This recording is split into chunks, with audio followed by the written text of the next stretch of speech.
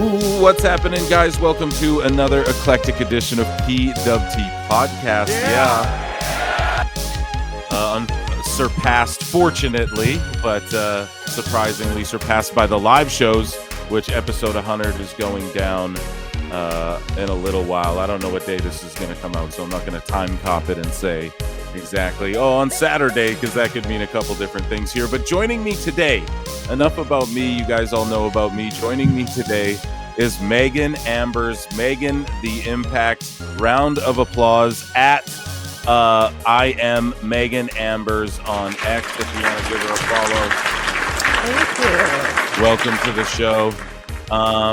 Journalist and host of If I May Speak Candidly, which I have pulled up over here, and host of The Wrestling Republic, which the handle for that is at Wrestling Republic. If you guys are watching this on YouTube or wherever, you can see this on the screen. If you're just listening, I said it for you. And writer for BodySlamNet in the building. How are you doing, Megan? I'm doing good. I'm doing well.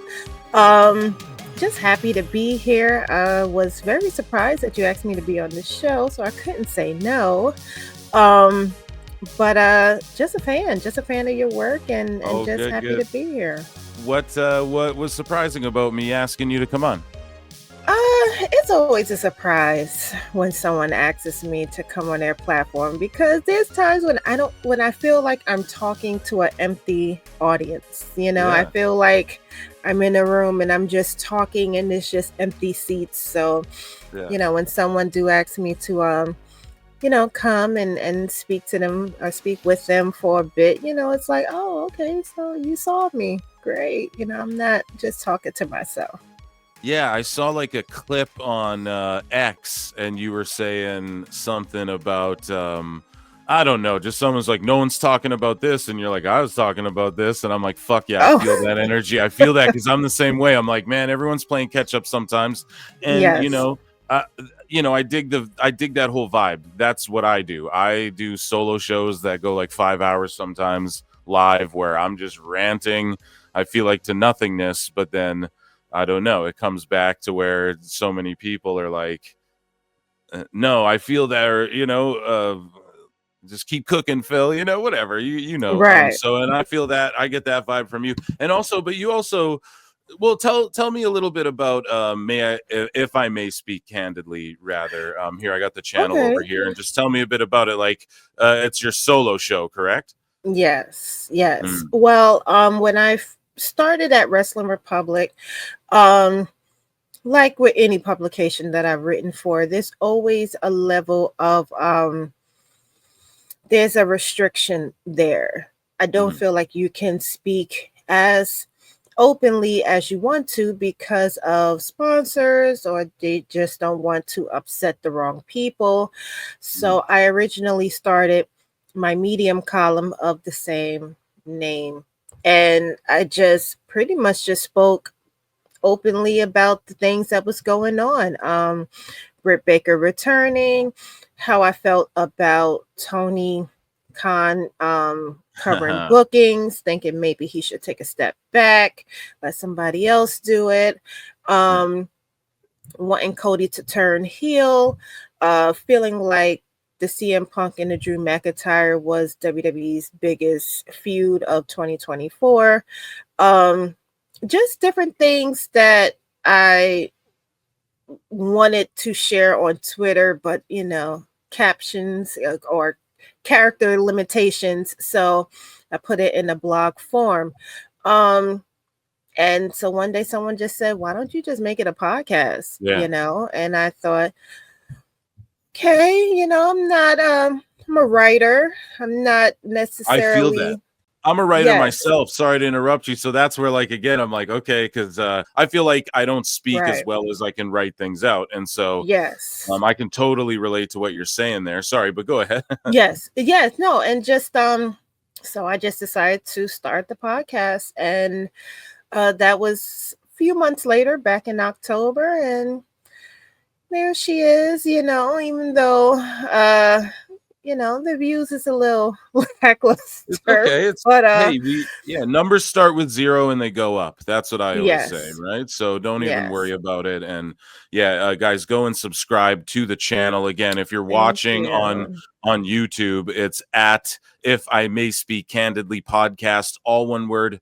So that's YouTube / at If I May Speak Candidly podcast. Yes. And hopefully, if you're listening on audio, you go switch over to YouTube, subscribe to that as well. And I'm sure, do you have the show up on like Spotify and all that stuff too? Just so the folks know. Yes, I haven't Good. posted the latest episodes since the new year, but I do have the first couple, and I will be updating with the rest.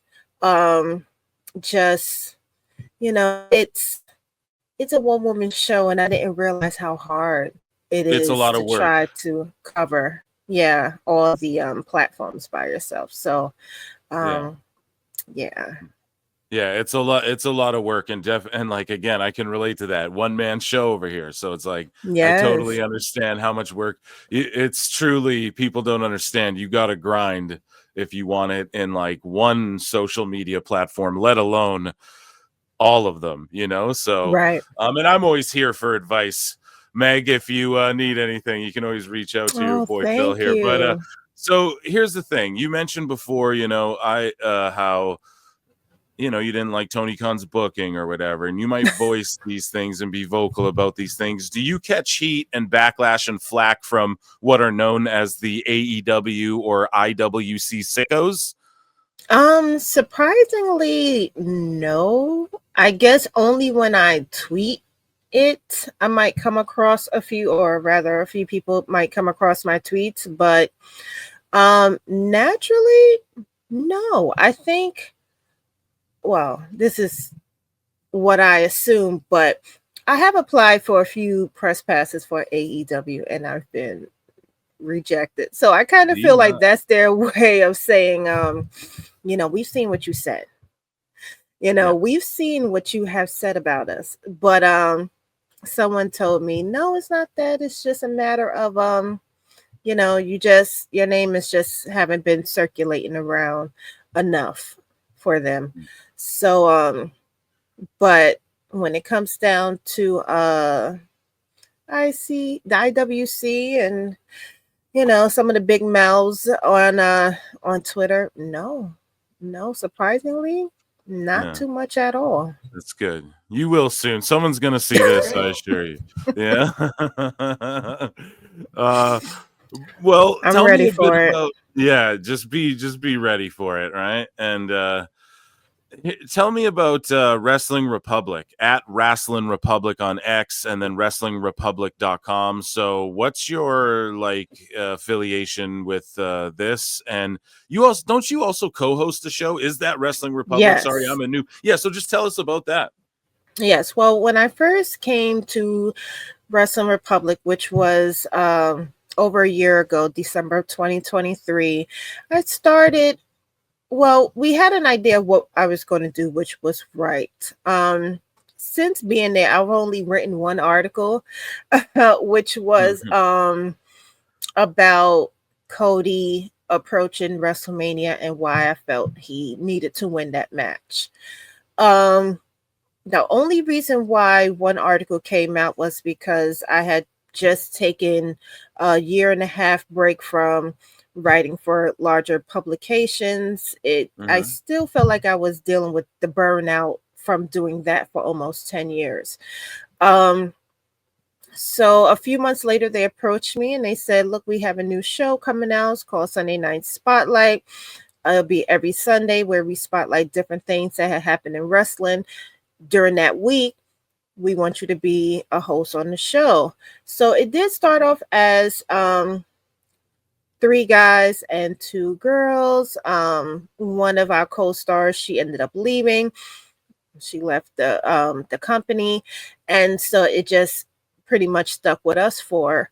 Mm-hmm. And from there, they said, "Well, we want you to participate in the daily, which is the 3 o'clock show every day." And on a couple of, maybe a couple of times out of the month I will be on there. So people will usually catch me either doing reviews on SmackDown or pay-per-view predictions and stuff, because I'm usually on there either Friday or Saturday. And so yeah, so I went from being a writer to one of their panelists on their shows.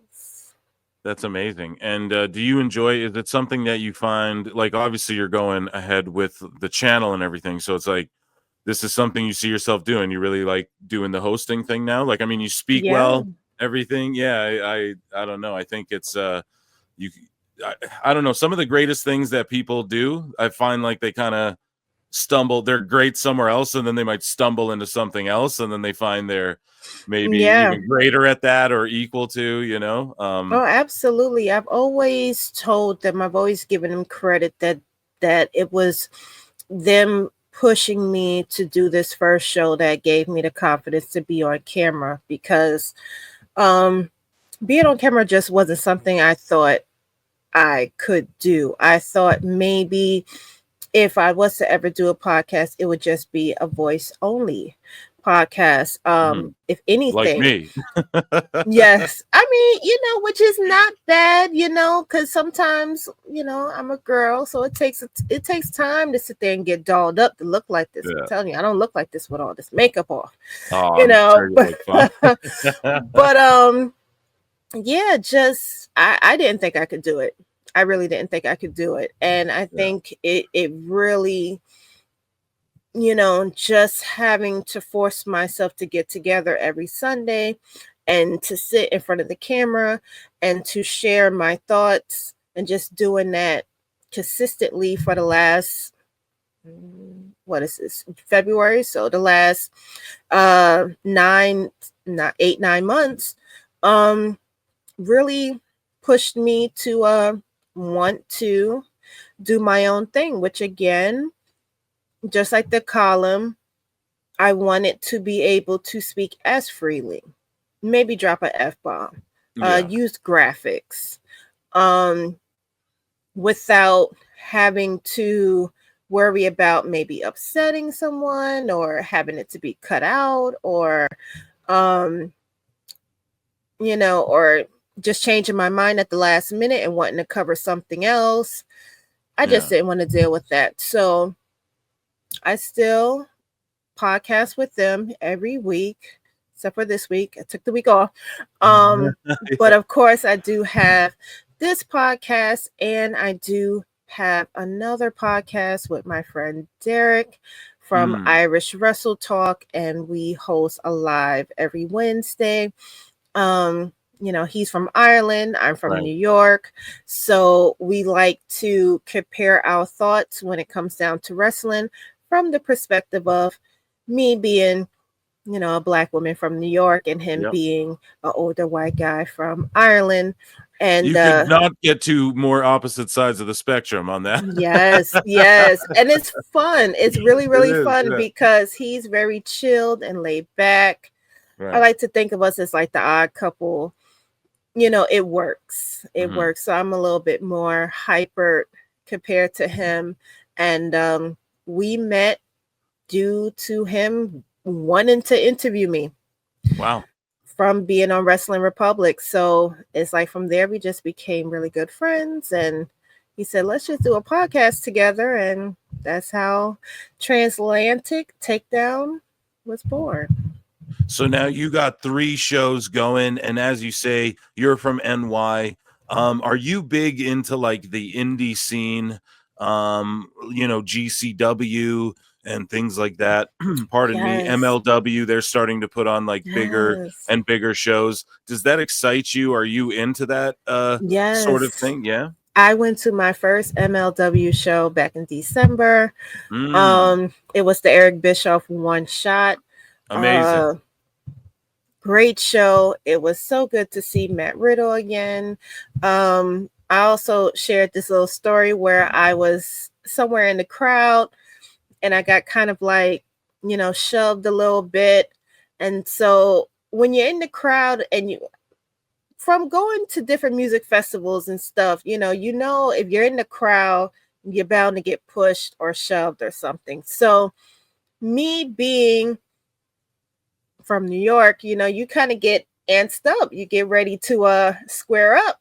Yeah. And so of course I'm like, you know, someone just shoved me, yo, who is that? And I turned around and it was Dijak. Oh wow. And Dijak is like 7 feet tall. So, Yeah, he's a big dude. Yeah. Can't, you know, can't like You fight him can't or teach nothing. that. No. So it was just it was really fun, you know. That's where I discovered a lot of new wrestlers that I'm fans of now, like Matthew Justice and a few others. And then I went to my first GCW show last month at the Hammerstein Ballroom. So that's when I got to see the PCO shoot in person. Oh, you saw that in person? How Yes. was that? Did everyone in the crowd think it was a worker's shoot? I think everyone thought it was a work. Everyone thought it was a work. I mean, he was very convincing. You know, that's what it appeared. It just appeared that, you know, he was just,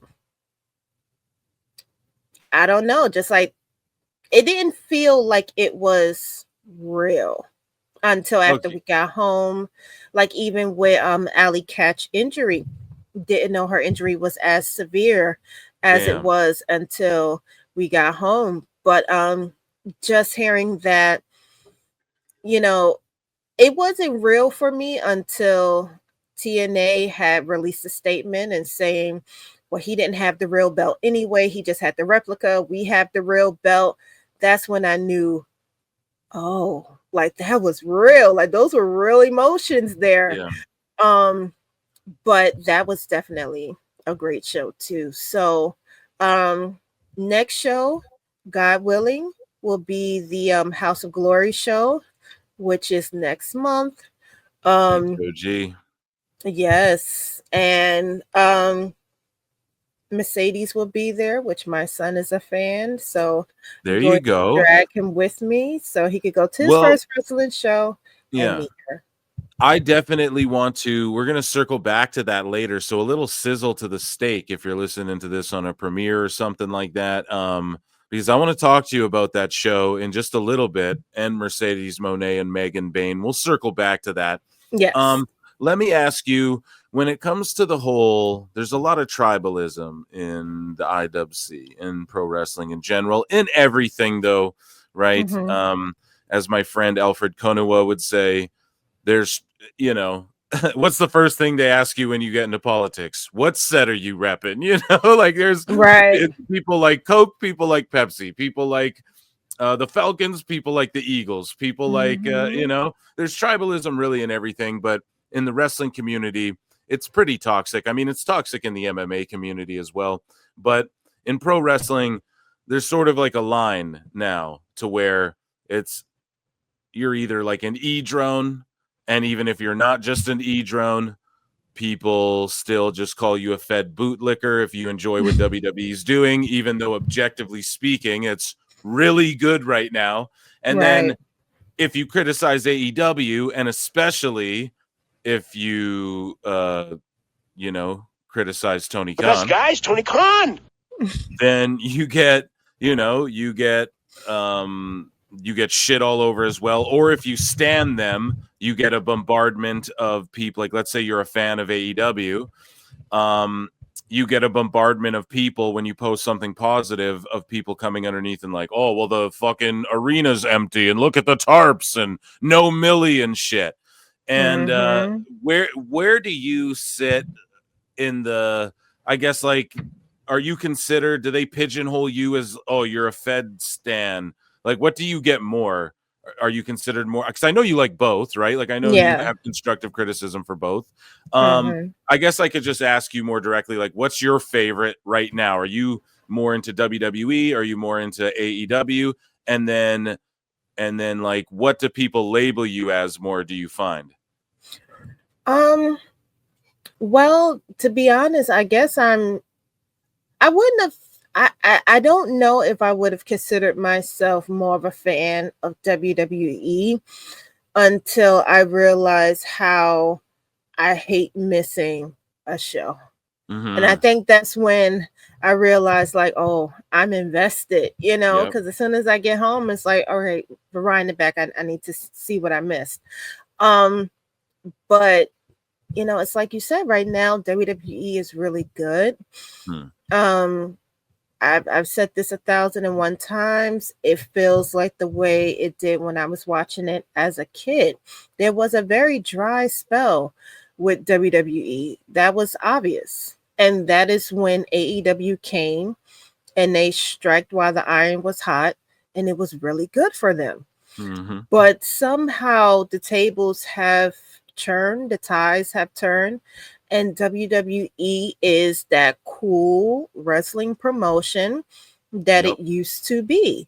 And it's cool when it has now merged with pop culture. You Right. have celebrities going there, you have rappers, mentioning them in the music. Right. And Um, coming to the ring with them. and coming to the ring, and stuff, and just spending time with them. And now that we are still in the streamer era, now you have people like Kai Cenat, and you have people like iShow Speed, Yeah. who is streaming their programs on their YouTube channels, which with their million followers. So if you're not a wrestling fan or you stop watching it, that's bringing more eyes to the product because of these influencers. And when it comes down to AEW, I still enjoy watching AEW. Yeah. They had a I good dynamite. They had a good dynamite on Wednesday. I honestly thought I it thought was it pretty was really damn good. good. Yeah. It Yeah. wasn't like blow me away, but it was for what they've been putting on, because a lot of their shows have been bad recently. And I'm just being honest, that's my opinion too. If someone else disagrees, okay, you disagree. I don't give a shit. But if you want to look at it like numbers wise, then there's ways we can measure what's working and what isn't. Okay. And all I'm saying is they haven't been putting on the greatest shows lately. But this last Wednesday, I thought it was a strong, fucking good show. And people are just going to Yes. shit all over it because the rating isn't going to be good. Because we already know the rating's not going to be good. But I mean, yeah. yeah, just starting off the show with Jay White and Death Riders and FTR and Edge, I thought that was a really good beginning of a show. Just seeing Marina one arm Renee off the screen, I thought that was absolutely hysterical. Seeing Harley Cameron and Mercedes and the puppet, that works. Yeah. Harley Seeing Cameron's so great. Tony Storms coming Yeah. out as Mariah May, that worked. Even the main event with Ricochet and Swerve. So, It was good. you know, Yeah. so it's not like it's a bad product. It's not like it's a bad company. It's not. It's just sometimes, if you're thinking of in the sense of Kobe and all the shots that he took that he missed, Mm-hmm. it's kind of like that's what AEW is doing. AEW is throwing a lot of air balls, Yeah. and so therefore that kind of makes people think, okay, maybe basketball just isn't for you. For But Tony, like, yeah. I just feel like in comparison to Vince when Mm-hmm. he was running the company, he learned from his father who Right. was running the company first. He learned, he had ideas, he convinced his father, hey, sell me the company and I guarantee I'm gonna make it 10 times bigger than you ever had it. And he did. Mm-hmm. When it comes down to Triple H is a wrestler. He has that mindset of what can and cannot work. But I think he also has a whole line of people that he listens to. Mm-hmm. Tony doesn't have that pass when it comes down to wrestling. Even though he is a wrestling fan like myself, I don't think I could run a wrestling promotion. Mm-hmm. This is just not my thing. Exactly. But if I chose to, then I would take advantage of the people like Dean Malenko, Dustin Rhodes, Arn Anderson when he was there, Yep. Jeff Jarrett, who helped create TNA. I Right. would take advantage of having those people in my arsenal because they've been doing this a lot longer than me.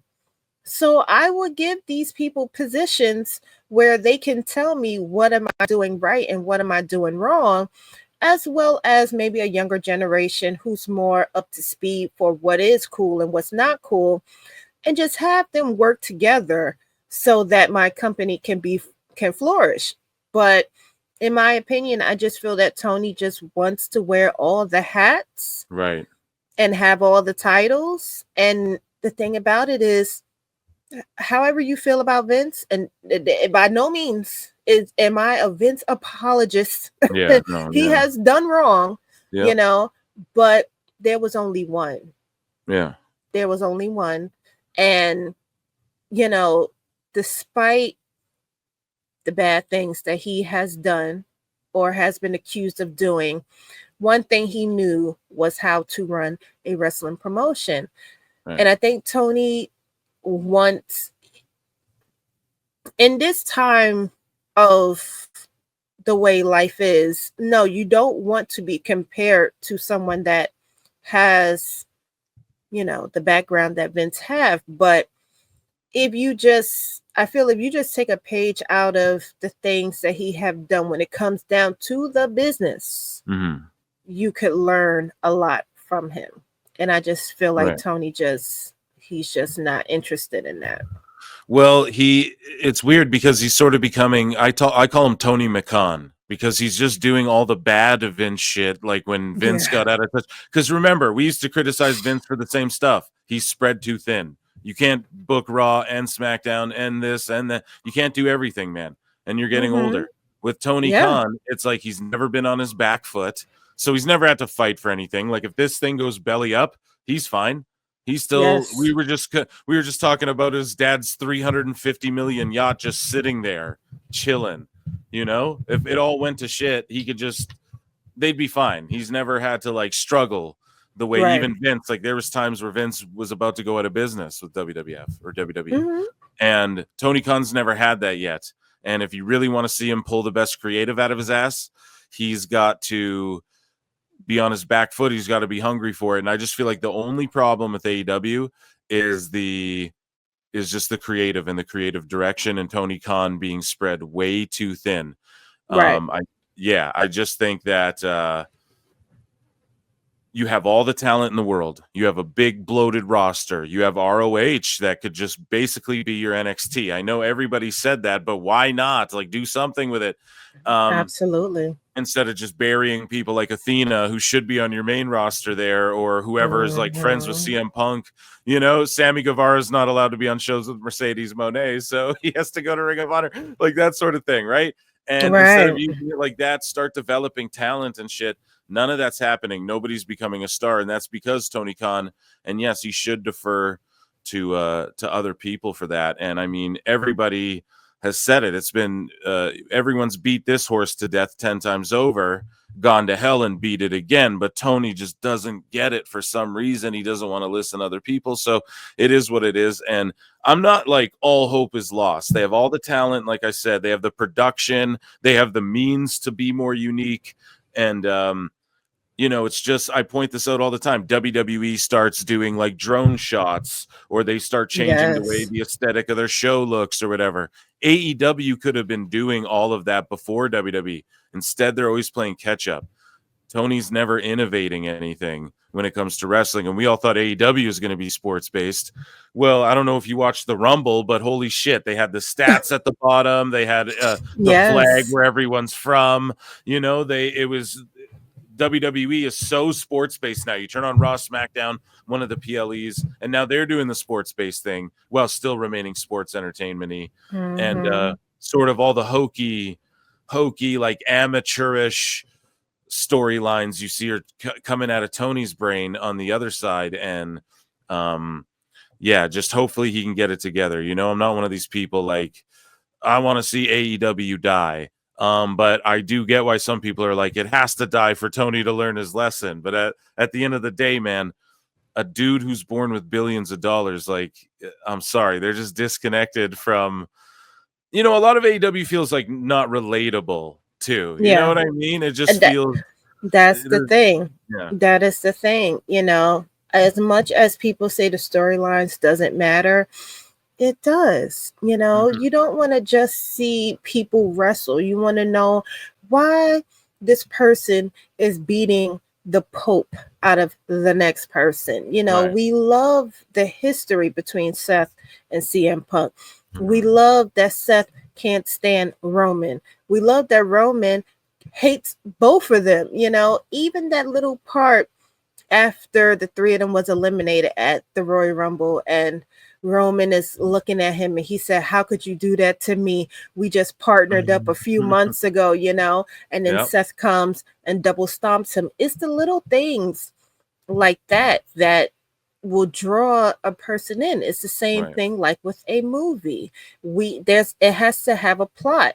And maybe AEW doesn't have to die. Maybe it don't. Yeah, I I hope it doesn't.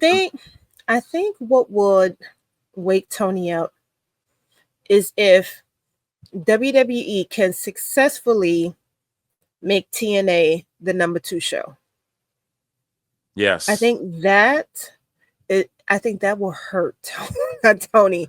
Well, it's happening. TNA and it might, because right now, yes, we have the NXT people coming to TNA. We had the TNA people coming to NXT, and we had Joe and the Royal Rumble. But it's like I said in my podcast, what if one day someone like a Seth Rollins popped up on TNA? Yeah. And challenged somebody? What if somebody like a CM Punk popped up, and challenged somebody? What if, Joe randomly popped up on Raw or SmackDown? He really wants John Cena. Why don't you, have them to cut a promo on Raw? If that happens and it brings AEW down to the third most popular promotion in the US, I think that is when it will really sit with Tony that maybe as much as people blow smoke up my butt and tell me how great I'm doing, I'm not really doing great, because TNA was like the redhead stepchild for a long time.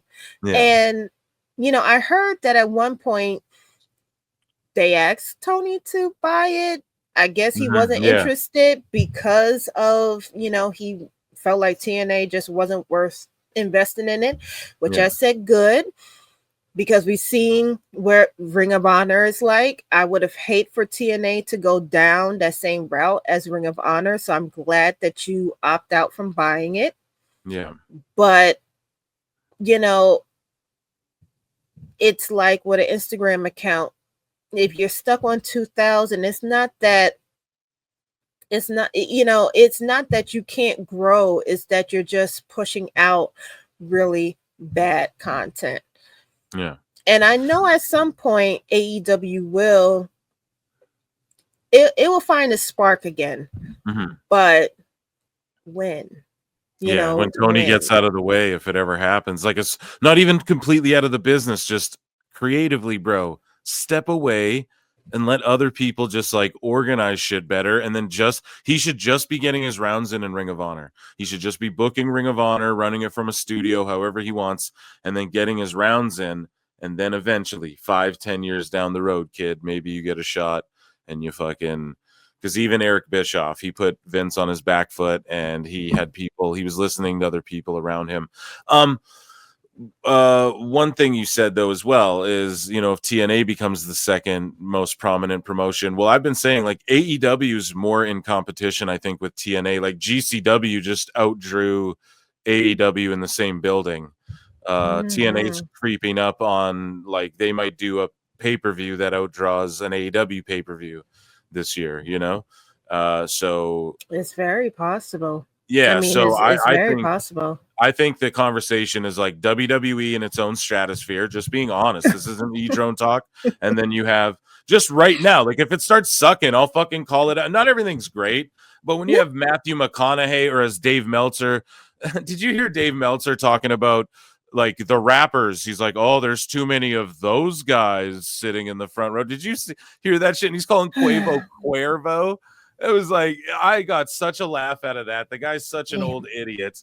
He is. He's been doing Yeah. this for far too long. I want him to just hang it up.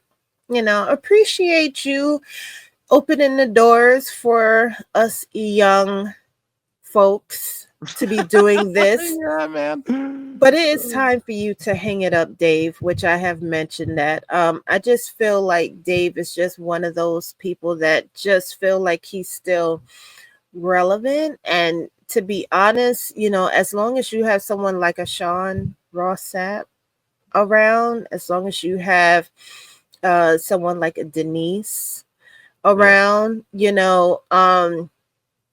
though she's not really into the dirt sheet stuff, which is a whole nother conversation, because I feel like the dirt sheets I think It's messy, bro. It's messy. it's very messy. And it's not about wrestling a lot of the time to where I'm like, No, not for me, no, definitely not. But I feel like, WWE has found a solution to that problem, because for a long time, contract negotiations was our business.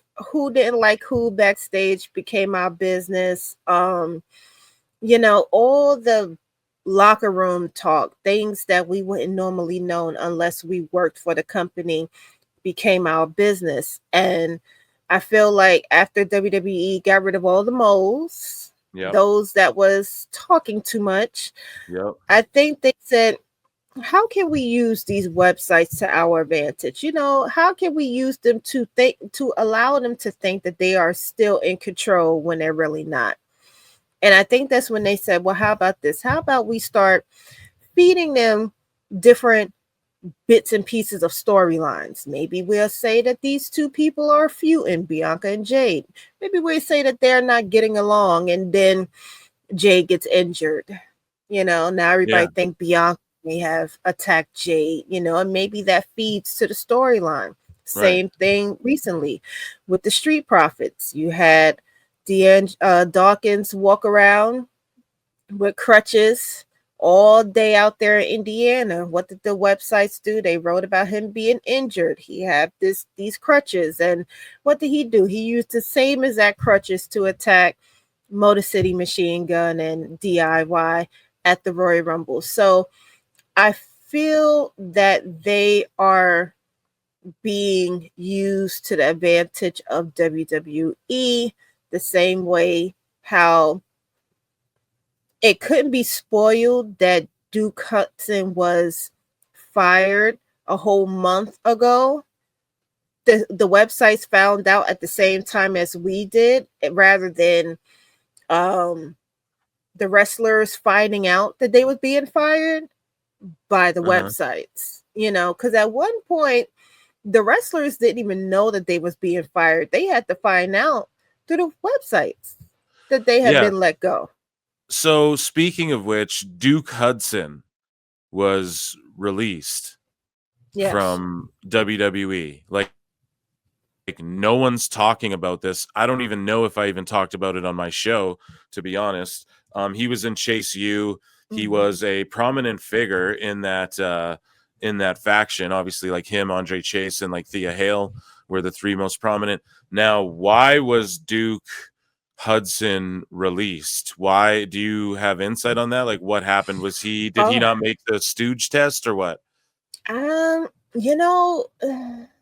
From what I've read, which isn't too privy information, it can be found online. It's just he wasn't main roster material. They just didn't feel like it. But also he released a little video where he kind of like poked fun at himself a little bit.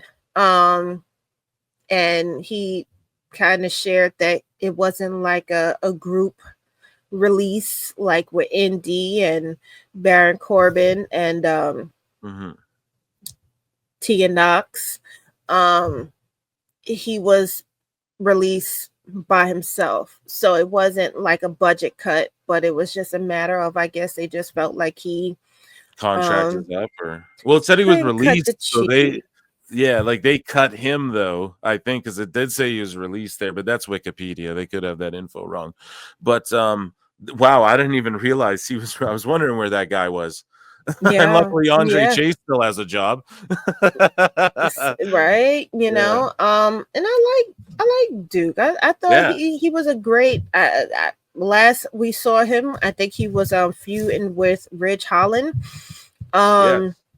And yeah, he just kind of disappeared, but it wasn't so noticeable that we thought maybe something happened. We thought, like most people are not on TV every week, so maybe he was injured, he'll come back.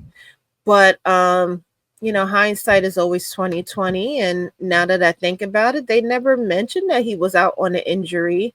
So I guess now that we think about it, it's like, yeah, he just kind of disappeared off of TV, but he didn't go blabbering to none of the websites. No one blabbered to the websites to let them know that he was fired.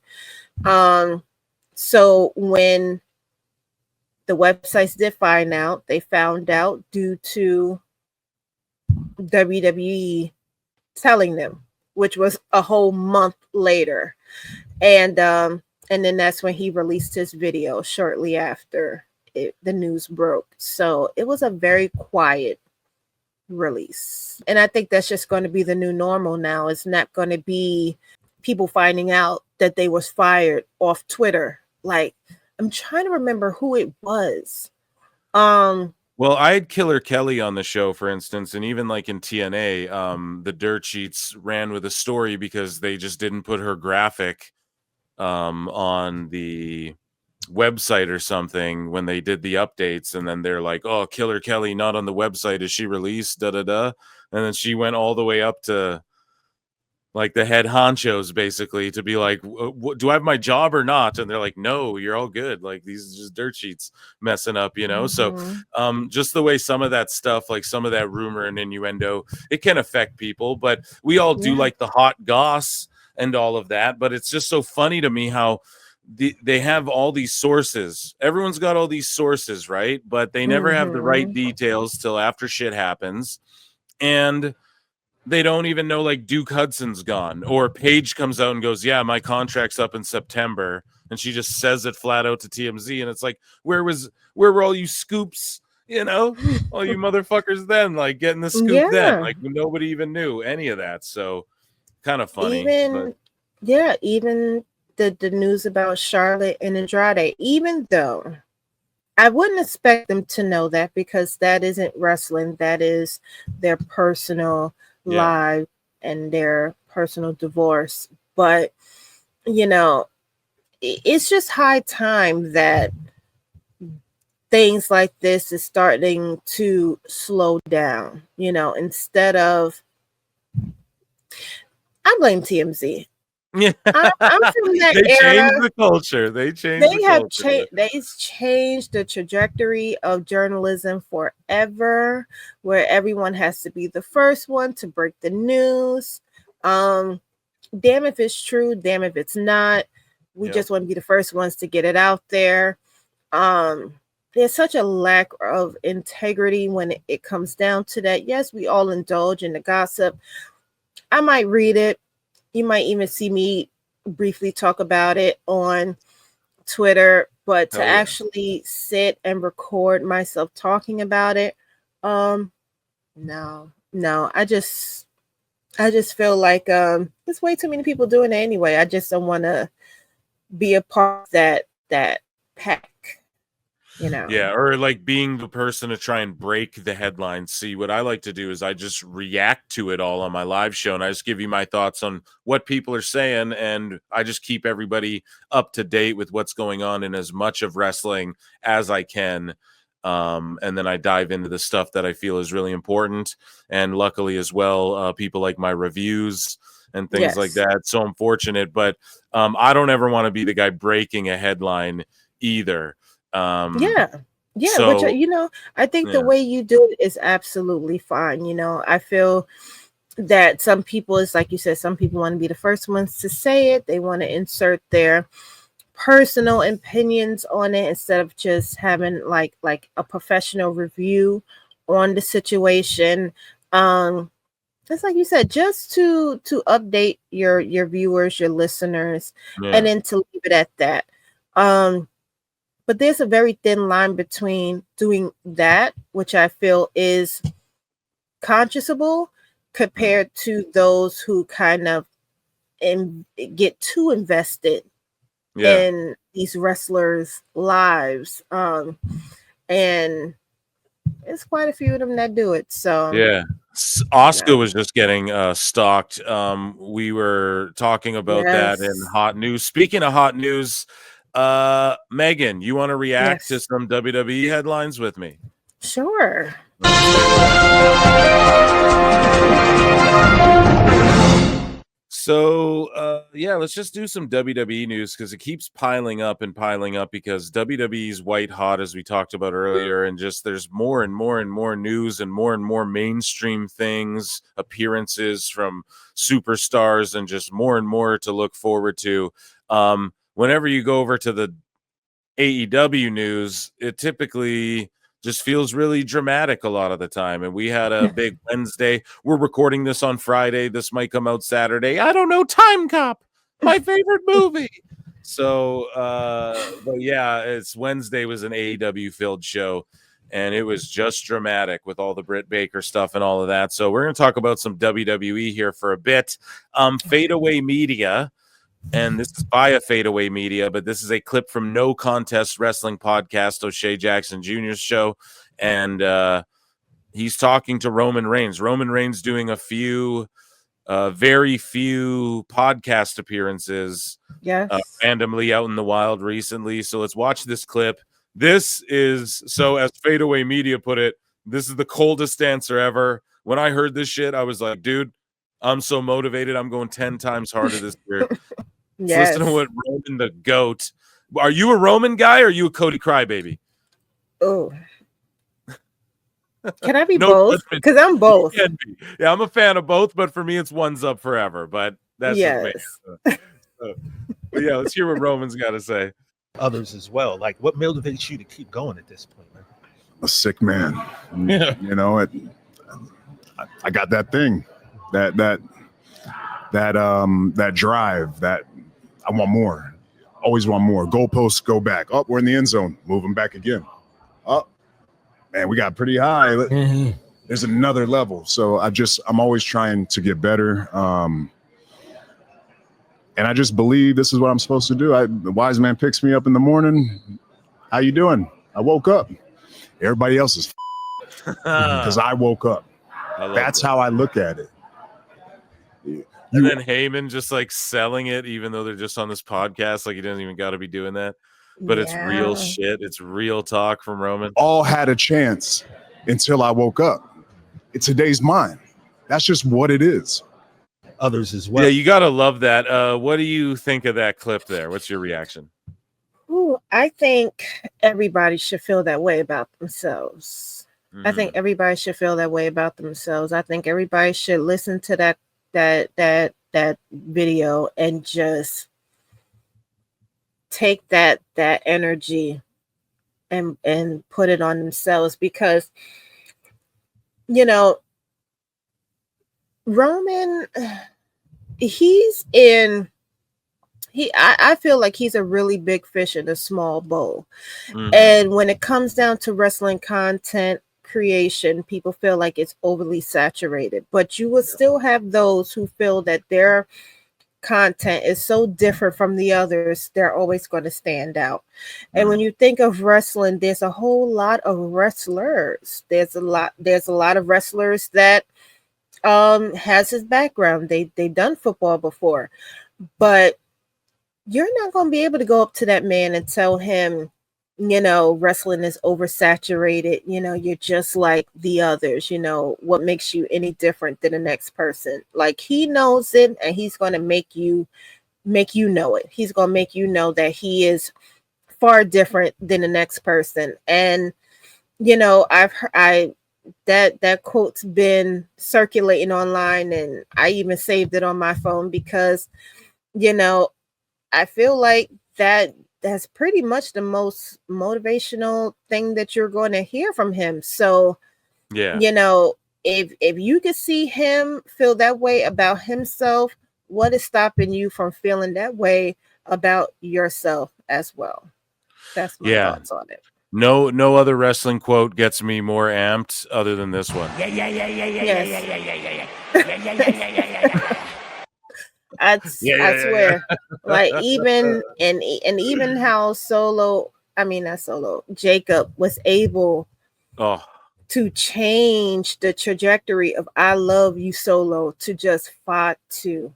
He went from praising one man to pretty much praising not only himself, but any family member that has that last name. So there's a powerful dynamic when it comes down to that family, and no one could say otherwise when you think of that whole entire clan from The Rock on down. Even Miss Ava, because Miss Ava, she's taking over NXT too. So even her, she's doing great. Yeah, Jacob's he's gonna lead his own bloodline here soon. We might have 3-way bloodline warfare or Solo, because if you really think about it, the OG bloodline also has Solo in it. So Jacob's just gonna take that whole thing over, and it's gonna be so awesome. But speaking of like stepping up and standing out, Penta El Cero Miedo comes over from AEW.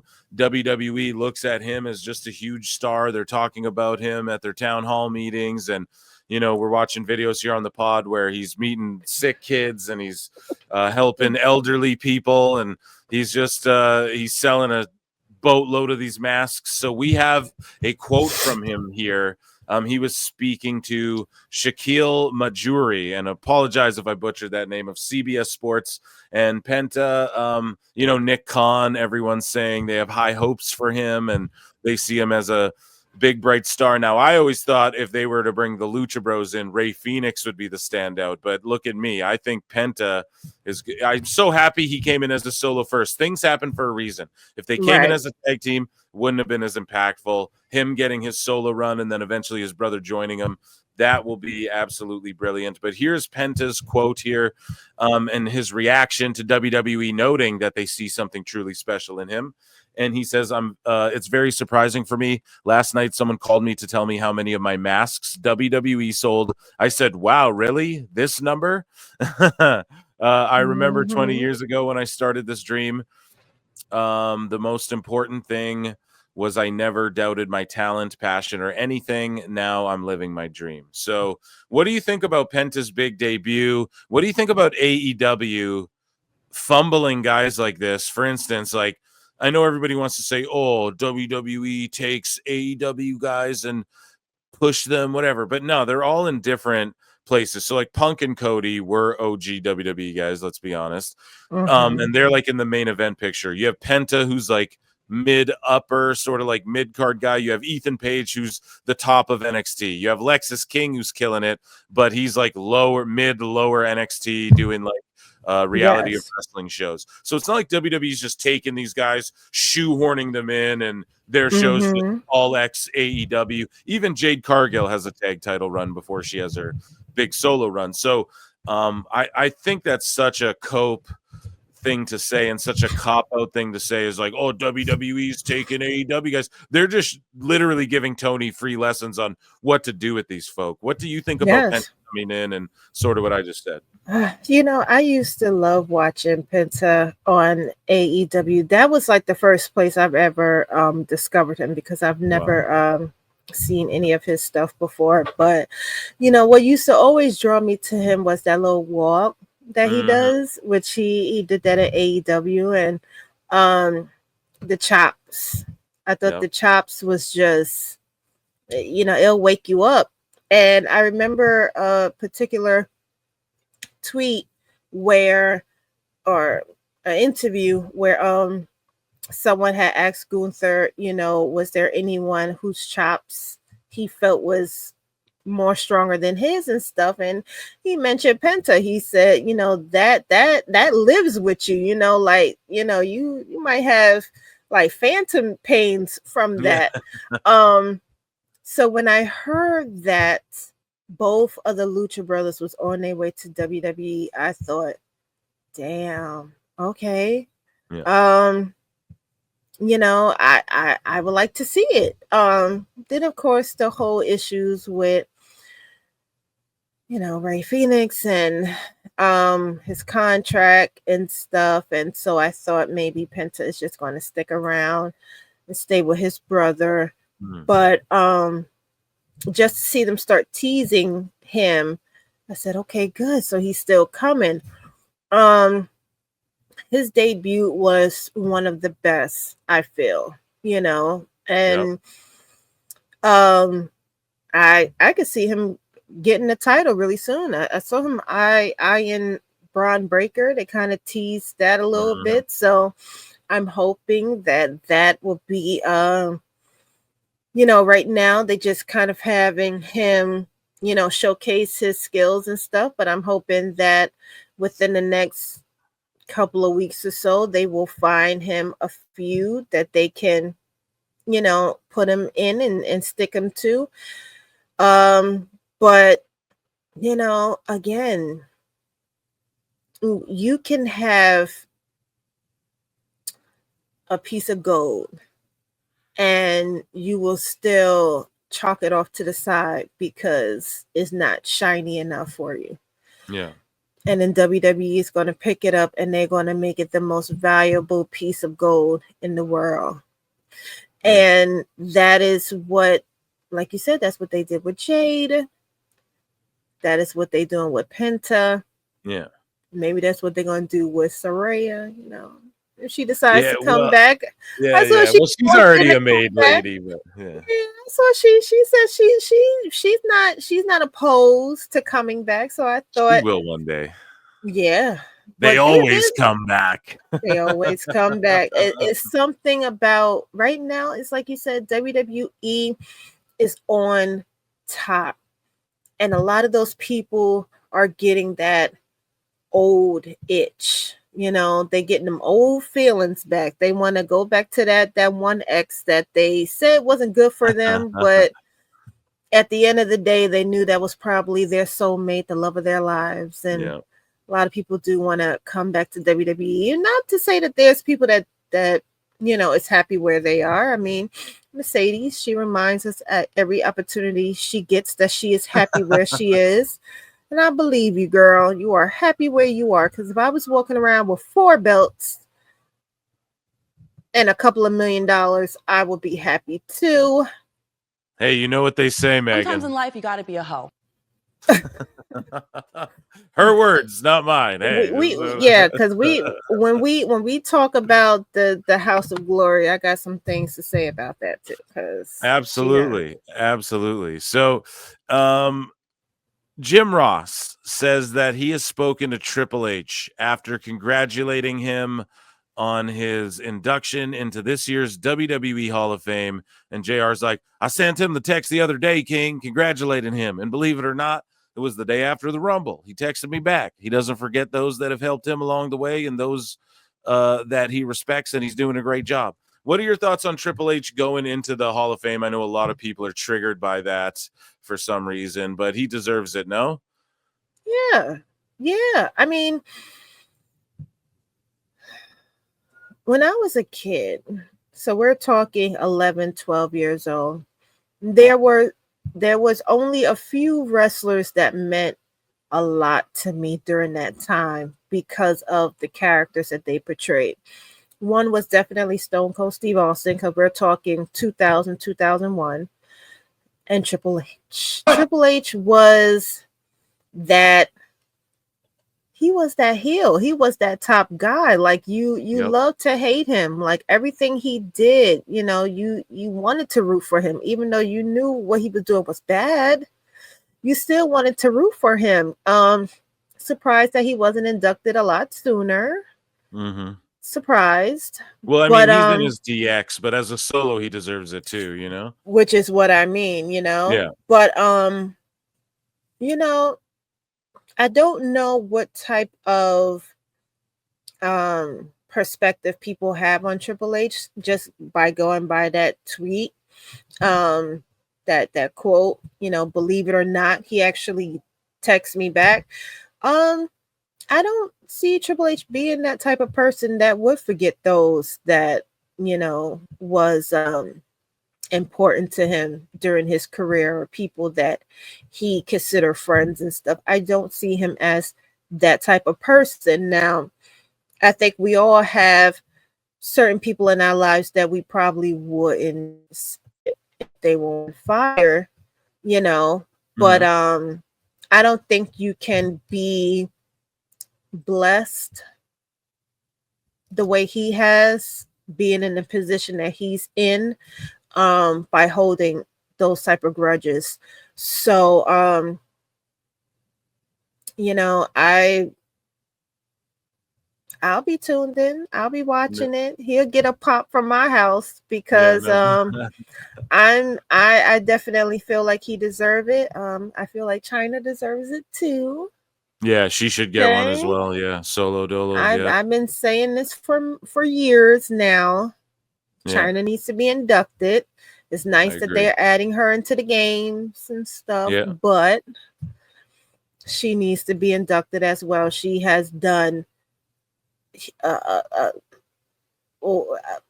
can't even think of a bigger word than humongous, but she has done a huge amount of she made a really big difference in the women's division, to where you can have women like Bianca Belair, have women like Jade Cargill, Jazz, Jordan Grace. Grace, I was just gonna say, and Jazz should be in the Hall of Fame too.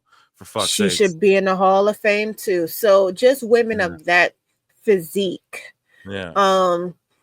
you know, and even Rhea, because Rhea wants to be in the men's Royal Rumble. I said, go ahead, throw Rhea in the men's Royal Rumble. She can handle it. Yeah, I feel she can handle it. She could toss Tozawa out. I think she already pinned him on a Raw once. She did. Yeah. Cool. And she riptide Dominique. So, you know, give her a chance. I think she could do it. But I hope that one day soon they do induct China. She deserves to be inducted. Me as well. Ladies and gentlemen, round of applause for WWE news. We got some AEW news here. And as we do for our AEW news, everyone together, an Ichi ni Sanda, ladies and gentlemen. Okay, good. So this is a little bit of AEW / like indie news. So I saw this on Instagram. Okay, 8.5K views on this too. Wow. I'm sure some people rolled their eyes. A lot of people. All I said was "damn." None of this is my opinion. This is just what we're seeing, or what I came across rather, in the IWC. And so Megan Bayne, if you guys aren't familiar with House of Glory Wrestling, HOG Wrestling, JD does commentary there. You know, it's where Ricky Starks is allowed to wrestle. He's not allowed to appear at GCW shows, but he can go wrestle at HOG. And now Tony Khan is getting his fingerprints all over HOG more. So just to bring you back in time a little bit, right? Camille shows up, has like her little program there, is made to look completely foolish and dumb, disappears. I guess Mone didn't like working with her or something. She's just gone. And then all of a sudden Megan Bayne comes in, and I made the joke of Tony Khan playing with Pokemon cards. Like, look, I traded my Camille for a Megan Bayne, you know? And so I guess she is being utilized now. I'm a Megan Bayne fan. I've been following her closely for a while. I know she's been signed for, I think, as long or even longer than Camille has been. Now, I brought that up to Eric Bischoff on his show. I had asked him that, and he's like, I'm not going to be the pot calling the kettle black on that one. You know, he's like, I had fucking people sitting at home too. He's like, but yes, it's, you know, it's not the wisest choice, if you will, Right. pun intended. So anyways, though, fast forwarding, we have GCW. I mentioned it earlier. They're out drawing AEW shows. Ticket wise, we have TNA's got all this momentum. You know, HOG's in the mix. Like, they're putting on really good shows. People are into them. House of Glory Wrestling. Now, the women's champion over there is Megan Bayne. Megan Bayne, of course, recently appeared in the Women's Casino Gauntlet Battle Royal, or whatever the fuck it's called, eliminator match. I'm not quite too sure. The rules are really dumb because in kayfabe, you're supposed to believe that, let's say the first two people pin themselves out, then you just had Megan Bayne backstage and she didn't get to work. Like, that's dumb. The match just shouldn't start until everyone's in the ring. I always have to point that out. But anyways, though, okay, so I'm scrolling through Instagram and I see SmackDown Hotel, or SmackDown Mall, pardon me, post this. So they write, the ego of Dogecoin is, I don't know what that means, is off the chart. Do they mean, is that maybe that's their nickname for Mercedes Mone is off the chart. Megan is AEW's newest female talent and the current women's champion for Hog. Sasha really can't let any women in AEW have any shine. So it's announced Mercedes Mone is wrestling on the indies for the first time since 2012. Fightful Select has confirmed. March 15 at the NYC Arena for Hog Wrestling. HOG sent the following. Mercedes Mone comes to Hog on March 15 in NYC. First indie appearance since 2011.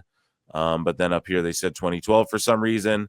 So then you scroll along and the current HOG champion is Megan Bayne. She's held the title for almost 200 days. We know Monet's doing her belt collector thing because Tony Khan has fucking 5 stories in his chamber. One of them is a belt, people collecting belts. And then you see this graphic here. Megan Bayne is all elite. And then you see her here holding her title. And she's got size. She's just got something about her. The look, you know, the way she never smiles is hilarious. She works with men, women, whatever. She's a great hand if you've been following her for a while. But I tend to agree. Like, Monet's just gonna show up there and scoop up the thunder. I feel like no, like she's just showing up here and is going to win this title. I think it's quite obvious, especially because, you know, this is a huge deal for Hog Wrestling. Like, they get to announce and promote Mercedes, as you can see with this ad here. I'm not going to play the music, the CEO, and get pulled down from YouTube or whatever. However, I want your thoughts because I know you got something to say about this. What are your thoughts on like Megan Bayne and Mercedes overall? And then your thoughts on this situation where it's kind of obvious she's about to go become Mercedes 5 belts here. I hope not. When I went to the GCW show last month, Megan had a match with Atticus Kogar. Is that Kogar? Atticus Kogar, yeah. That was a match. That was definitely a match. Enjoyed it. So I got a chance to talk to her really briefly at the meet and greet after the show. Now, I would say us Megans, we are pretty tall women. So me and Megan is about the same height. Okay. She's a specimen. Like, she is built. Oh, so I'm sorry about that. How tall is she? The CEO just blaring through the How tall is she though, roughly? I would say roughly maybe 5'11", 6 feet. Okay, nice. Roughly. So I don't know why I felt the need to say it. This was like right after her debut on AEW when I saw her and Chris Statlander, and I was like, make that happen. Yep. But you know, I got to see her and I told her congratulations. You know, on winning her match that night, as well as, you know, her debut on AEW. But I just felt the need to say, make sure Tony treats you right. That's what you said to her. Make sure Tony treats you right. Whoa, hold on a second. This is great. Thank you for hold on. So you said to her, make sure Tony treats you right. And did she smile at all during your interaction? Yeah. That's Good. why that's why I find, you know, to hear that she doesn't smile in pictures is you know, sometimes you have to have that face. I get it. But I think she has enough media training to not like give anything away. So she didn't really give too much away, but I think she just, you know, she did like a little head nod, like, so I would hope that they do not do that to her. By this woman don't need no more belts. She already has 4 from 3 different promotions. Yeah. Here in the States, in Japan, and the UK. Yeah. She doesn't need any more belts. And honestly, you're not defending them. There's not enough time in the day for you to defend all 5 belts. Yeah, it doesn't make sense. Even though like 2 is 1 together, so technically she has 3 belts. Right. Yeah. Well, it's like, it's 2 belts, but when you hold both belts, you're identified as the British undisputed champion or whatever however they work it out. So it is actually 2 belts. It's the Rev Pro belt and then this other belt. And then when you hold them both, you're the undisputed whatever. And that's basically how they've been passed around for a while. So that's why she does wear 4 belts. But yeah, it's 3 titles, if you will. However, I feel like she's going to win this belt because that's the only way Tony Khan would go, you know, Mercedes, hey, yeah, you guys can have, like, why wouldn't he do this match on his own pay-per-view? Because Mercedes is going to go win it, and then Megan will try and fight for it back on AEW television. But Mercedes is on like a undefeated streak, all these belts. I just feel like her segments are lackluster. Her promos just come off cheesy and phony. We watch videos on the show too, and I'm not trying to just be a Mone hater. I know you were saying, you know, your kid's a fan, and I mean, I'd mark out too. Like, I'm a big Sasha Banks. I look at it this way: I'm a huge Sasha Banks fan. I just can't stand Mone, just because it just seems like nothing's. You wouldn't be the only one, because if you compare the reaction that the fans had when she debuted last year to her most recent appearance, it's loud. The comparison is noticeable. You know, people are getting tired, and you know, my son, he's a fan, but he's also 13 and he likes a lot of girls. Eventually he used to like Charlotte too. I don't know. He has a thing for blondes, so he kind of goes back and forth with Mercedes. But, you know, when I saw it, I said, okay, I guess I have to take him to this show, even though I know she's going to charge an arm and a leg for meet and greets if she even has any. It just, I understand you're trying to prove a point. I understand that you are trying to prove your worth. And I feel like it's more so of her trying to prove to WWE that whatever it was that she was asking for, she was worth it. Look at this company. They're giving me everything that I asked for and more. They're allowing me to walk around with all these belts from multiple promotions, you know? Like, my life is great since I left you. And it's like, if you compare her to Trinity, who went on to TNA, became knockout champion, then she came back to WWE, and just being now the tag team champion at WWE, picking up the title that she left the company having,